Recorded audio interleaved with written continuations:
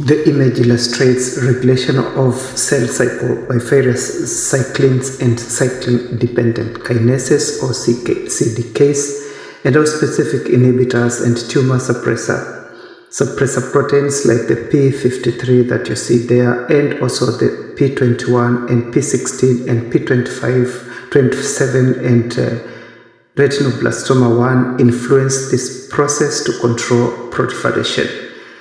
For a start, the cell cycle is divided into G1, S, and G2 and M phases, as you can see. And there is a progression through the cell cycle, and this is actually driven by sequential activation of different cyclin CDK complexes. And let's begin with G phase 1.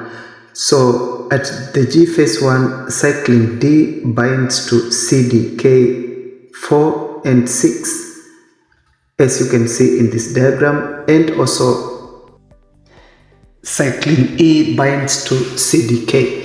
These complexes initiate the transition from G1 to S1, SS phase, by phosphorylating the Retinoblastoma 1 protein, which releases the E2F transcription factor.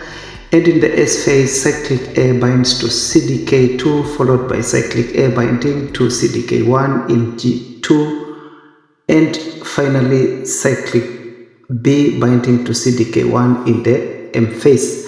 Tumor suppressor proteins act as brakes on the cycle, and P53, what's normally referred to as T53, is a critical tumor suppressor that can induce cell cycle arrest via the P21 or the CDK1A in response to stress or DNA damage, and P21 and P27 inhibit CDK2 and CDK4 activity, while P16, which is CDK2A, specifically inhibit CD4, CDK46, and this complex also is highlighted in this diagram. So actually this image describes where CDK inhibitors can be used to block the cell cycle, and it's actually a strategy in cancer therapy.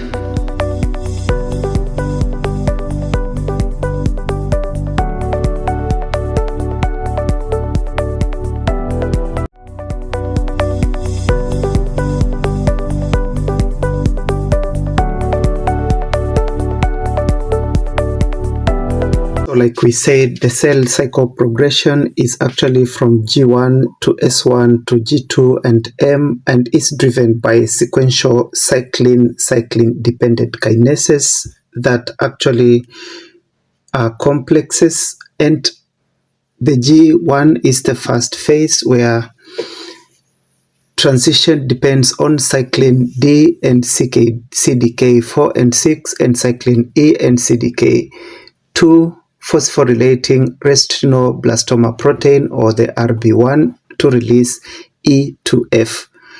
And S1S and G2 phases are controlled by Cyclin A, which is CDK2, and Cyclin A, CDK1, while mitosis uses the Cyclin B or CDK1.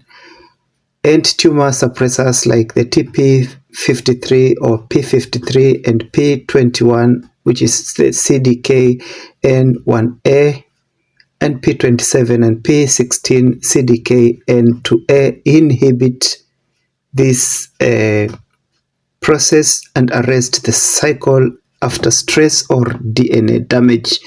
And what we are saying is that these actually are targets for therapeutic interventions, where therapeutic CDK inhibitors exploit these checkpoints to block uncontrolled cell proliferation.